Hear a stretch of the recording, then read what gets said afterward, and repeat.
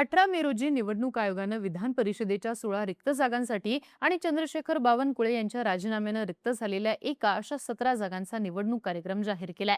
2019 पासून राज्यात स्थानिक स्वराज्य संस्थांच्या निवडणुका झाल्या नव्हत्या, त्यामुळे स्थानिक स्वराज्य संस्थांच्या सदस्यांकडून निवडल्या जाणाऱ्या विधान परिषदेच्या 17 जागा रिक्त होत्या। त्याच निवडणुका आता पार पडणार आहेत। पण आता या निवडणुकांवरनं राजकीय वातावरण पुन्हा एकदा तापलंय। महायुतीमध्ये सुरुवातीला जो प्राथमिक फॉर्म्युला ठरत होता त्यानुसार भाजप 12 जागा, शिवसेना 3 जागा आणि राष्ट्रवादी काँग्रेस 2 जागा लढवणार अशी चर्चा होती। पण शिंदेच्या शिवसेनेचा 7 जागांवरती दावा आहे, त्यामुळे भाजप आणि शिवसेनेत जागांवरनं वाद असल्याचं चित्र दिसतंय। तर काही मतदारसंघ आणि त्यातली संभाव्य नावं ही पुढे आलेली आहेत। या निवडणुका नेमक्या कुठे कुठे होत आहेत, त्यासाठी कोणाकोणाची नावं सध्या चर्चेत आलेली आहेत, या निवडणुकीची नेमकी प्रक्रिया कशी असणार आहे, सगळ्या प्रश्नांची उत्तरं समजून घेऊयात आजच्या व्हिडिओतनं। नमस्कार, मी आरती आणि तुम्ही बघताय बोल भिडू। आधी स्थानिक स्वराज्य संस्थांच्या आधारित असलेल्या विधान परिषदेच्या निवडणुकीचा नेमका विषय समजून घेऊयात। तर महाराष्ट्राच्या विधान परिषदेत सदस्यांची एकूण संख्या ही 78 आहे। त्यातले 30 सदस्य विधानसभेतले आमदार निवडून देतात। 7 आमदार पदवीधर मतदारसंघ आणि शिक्षक मतदारसंघातनं निवडून येतात। त्यानंतर कला, साहित्य, विज्ञान, सहकार चळवळ आणि समाजसेवा अशा क्षेत्रांमधनं आलेले एकूण 12 आमदार राज्यपालांकडनं विधान परिषदेवर पाठवले जातात। आता इतके सदस्य झाले की विधान परिषदेचे उरलेले 22 आमदार हे स्थानिक स्वराज्य संस्थांच्या सदस्यांकडनं निवडले जातात। या निवडणुकीत महानगरपालिका, नगरपालिका आणि नगरपंचायतच्या जनतेतनं निवडून आलेले नगरसेवक, जिल्हा परिषदेचे निवडून आलेले सदस्य मतदान करू शकतात। त्यासाठी 22 असे वेगवेगळे मतदारसंघ आहेत। 18 मेला आयोगानं जाहीर केलेल्या कार्यक्रमानुसार 25 मे ते 1 जून दरम्यान इच्छुक उमेदवारांना अर्ज भरता येणार आहेत। 4 जूनला अर्ज मागे घेण्याची शेवटची तारीख आहे। तर 18 जूनला मतदान होऊन 22 जूनला मतमोजणी आणि लगेचच निकाल जाहीर होणार आहे।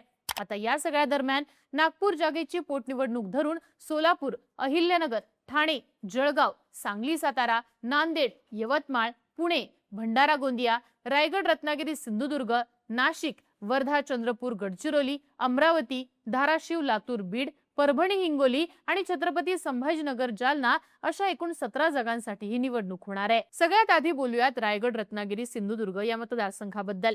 गेल्या निवडणुकीत इथनं खासदार सुनील तटकरे यांचे चिरंजीव अनिकेत तटकरे विजयी झाले होते। यंदाच्या निवडणुकीत त्यांनाच उमेदवारी देण्यात येईल अशी चर्चा होते। पण गेल्या काही दिवसांमध्ये राष्ट्रवादी तटकरे यांना होत असलेल्या अंतर्गत विरोधामुळे ते शक्य होईल की नाही याबाबत अद्यापही संभ्रम आहे। शिवाय यंदाच्या स्थानिक स्वराज्य संस्थांच्या निवडणुकीत एकनाथ शिंदेच्या सेनेकडे सगळ्यात जास्त 236 सदस्यांचं पाठबळ आलेलं आहे। त्यामुळे माजी आमदार राजन साळवी यांनी या जागेवरती दावा केलाय। आता सुनेत्रा पवार, अनिकेत तटकरे यांनाच उमेदवारी देतात की तिथून दुसरा उमेदवार निवडतात हे पाहणं महत्त्वाचं असणार आहे। शिवाय दुसऱ्या क्रमांकाचं संख्याबळ असलेली भाजप सुद्धा इथं दावा करण्याची शक्यता वर्तवली जाते। त्यामुळे कोकणच्या या जागेसाठी महायुतीतच स्पर्धा होणार आहे असं चित्र दिसतं। चर्चेतली दुसरी जागा आहे अहिल्यानगरची। गेल्या निवडणुकीत इथनं अखंड राष्ट्रवादीकडनं अरुण काका जगताप निवडून आले होते। सुनेत्रा पवार या जागेवरही क्लेम करू शकतात असं बोललं जातंय, पण संख्याबळाचं सूत्र त्यांच्याकडनं जुळत नसल्याचं चित्र आहे। आता झालेल्या स्थानिक स्वराज्य संस्थांच्या निवडणुकीत भाजपनं इथनं 199 जागा जिंकून आणल्यात, तर अजितदादांच्या राष्ट्रवादीला 50 जागांवरती यश मिळाले। त्यामुळे ही जागा भाजपच्या पारड्यात पाडण्यासाठी माजी खासदार सुजय विखे पाटील ताकद लावणार आहेत असं स्थानिक पत्रकार सांगतात। त्यासाठी सध्या शरद पवार गटात असलेले भाजपचे माजी जिल्हाध्यक्ष प्रताप ढाकणे यांना पुन्हा एकदा पक्षात घेऊन त्यांना उमेदवारी दिली जाणार आहे असं देखील बोललं जाते। तर राहुरीच्या पोटनिवडणुकीत कर्डिले यांच्यासाठी माघार घेणाऱ्या माजी मंत्री प्राजक्त तनपुरे यांना देखील भाजप संधी देणार का, अशा देखील सध्या चर्चा अहिल्यानगरमध्ये होत आहेत। दुसरीकडे आमदार संग्राम जगताप राष्ट्रवादीकडनं माजी आमदार चंद्रशेखर गुले यांना संधी देण्यासाठी इच्छुक आहेत। त्यामुळे इथं देखील महायुतीत जागेसाठी रस्सीखेच पाहायला मिळणार आहे। यानंतर पुढची जागा आहे छत्रपती संभाजीनगरची। इथनं माजी उपमहापौर नंदकुमार घोडेले आणि सध्याचे उपमहापौर राजेंद्र जंजाळ यांची नावं चर्चेत आहेत। जंजाळ हे शिंदेच्या गुडविल मधले नेते म्हणून राहिल्याने यंदा त्यांनाच संधी दिली जाऊ शकते असं म्हटलं जातंय। पण महानगरपालिका आणि जिल्हा परिषदेत भाजपचे सगळ्यात जास्त सदस्य आहेत। हेच संख्याबळ दाखवत भाजप या जागेवर क्लेम करण्याची शक्यता आहे। त्यासाठी पक्षाकडनं माजी आमदार संजय केणेकर आणि यापूर्वी याच जागेसाठी लढलेले शिरीष बोराळकर यांचं देखील नाव चर्चेत आहे। तर दुसरीकडे आमदार अंबादास दानवे यांनीही ठाकरे गटाकडनं या जागेसाठी उमेदवार देण्याची तयारी केल्याचं सांगितलंय. त्यामुळे ही निवडणूक चुरशीची होणार आहे असं बोललं जात आहे. चौथी जागा येते पुण्याची. राष्ट्रवादी एकत्रित असताना अनिल भोसले यांच्या ताब्यात असलेली ही जागा सुनेत्रा पवार राष्ट्रवादीसाठीच मागणार असल्याचं बोललं जात आहे. यासाठी राष्ट्रवादीकडनं दिलीप मोहिते, सुनील टिंगरे, रमेश थोरात, विलास लांडे हे माजी आमदार इच्छुक आहेत. यासोबतच दीपक मानकर, अजित गव्हाणे, नाना काटे, विक्रम काकडे, योगेश बहल आणि रणजित शिवतारे यांचं देखील नाव चर्चेत आहे. आता पुणे मतदारसंघात सगळ्यात जास्त 347 मतं ही अजितदादांच्या राष्ट्रवादीकडे असल्यानं ही जागा त्यांच्यासाठी सुटणार असंही बोललं जाते. पण जगदीश मुळीक, धीरज घाटे, बाळा भेगडे आणि माजी आमदार संजय जगताप यांची देखील भाजपकडनं चर्चा होतीये. शिवाय लोकसभा, विधानसभा आणि गेल्या विधानसभेला इच्छुक उमेदवार म्हणून जगदीश मुळीक यांचं नाव वारंवार पुढे येत होतं. पण पक्षाने त्यांना स्थानिक स्वराज्य संस्थेच्या जागेसाठी संधी देण्याचं आश्वासन दिल्याची चर्चा आहे. त्यामुळे मतांच्या बाबतीत 2 नंबरचा पक्ष असलेली भाजप राष्ट्रवादीच्या या जागेवर क्लेम करू शकते असं देखील म्हटलं जात आहे. 5वी जागा आहे ठाण्याची. सेनेकडनं सध्या इथं निलेश सांबरे यांच्या नावाची चर्चा आहे. पण आपलं संख्याबळ जास्त असल्यानं भाजपच्या संजय केळकर यांनी देखील या जागेसाठी दावा केलाय. इथे भाजप वगळता 71 मतं असलेली हितेंद्र ठाकूर यांची बहुजन विकास आघाडी, 47 मतं असलेली काँग्रेस, 38 मतं असलेली शरद पवारांची राष्ट्रवादी आणि 29 मतं असलेली अजितदादांची राष्ट्रवादी यांची भूमिकाही महत्वाची आहे. यानंतरची जागा आहे ती जळगावची. याआधी इथं भाजपचे चंदुभाई पटेल आमदार होते. पण यंदा शिंदेची सेना या जागेवर दावा करणार असल्याची चर्चा आहे. मंत्री गुलाबराव पाटील या जागेवर त्यांचे सुपुत्र प्रतापराव पाटील यांना उमेदवारी मिळवून देणार असल्याचं म्हटलं जाते. दुसरीकडे मंत्री गिरीश महाजन इथं अनपेक्षित उमेदवार देणार असंही बोललं जाते. भाजपकडनं लढण्यासाठी अमोल शिंदे, डॉक्टर केतकी पाटील, रोहन निकम, नंदकुमार अडवाणी यांच्यासारखी नावं देखील चर्चेत आहेत. पण भाजप ऐनवेळी धक्कातंत्र वापरण्याच्या तयारीत असल्याची चर्चा इथं होताना दिसतीये. यानंतर येतं ते नागपूर. मंत्री बावनकुळे यांनी नागपूरची जागा बिनविरोध निवडली जावी अशी इच्छा व्यक्त केली असली तरी ते तितकं सहज सोपं नाहीये. भाजपकडनं अर्चना डेहणकर, नंदा जिचकर, दयाशंकर तिवारी, अविनाश ठाकरे ही नावं चर्चेत आहेत. तरी सुद्धा काँग्रेसकडनं नागपूरच्या राजकारणात मुरलेले आणि इथल्या स्थानिक स्वराज्य संस्थांवर होल्ड असलेले माजी आमदार सुनील केदार यांचं नाव चर्चेत आल्यानं वारं फिरण्याची शक्यता स्थानिक पत्रकारांकडनं व्यक्त केली जाते. सातारा सांगलीच्या जागेबद्दल बोलायचं तर साताराच्या जागेवरती शरद पवार गटाकडनं माजी मंत्री बाळासाहेब पाटील यांचं नाव चर्चेत आलंय. तर महायुतीत उदयनराजे भोसलेंनी आपले निकटवर्तीय सुनील काटकर यांचं नाव पुढे केलंय. काटकर हे सातारा जिल्हा परिषदेचे माजी शिक्षण आणि अर्थ समितीचे सभापती आहेत. तर मंत्री गोरे यांनी साताऱ्याचे माजी जिल्हाध्यक्ष धैर्यशील कदम यांना उमेदवारी द्यावी अशी गळ फडणवीसांना घातली आहे. तर सांगली जिल्ह्यातनं समित कदम, सम्राट महाडिक, पृथ्वीराज देशमुख हे प्रबळ दावेदार आहेत. याशिवाय शेखर इनामदार आणि भाजपचे पश्चिम महाराष्ट्र संघटन मंत्री मकरंद देशपांडे यांचं देखील नाव चर्चेत आहे.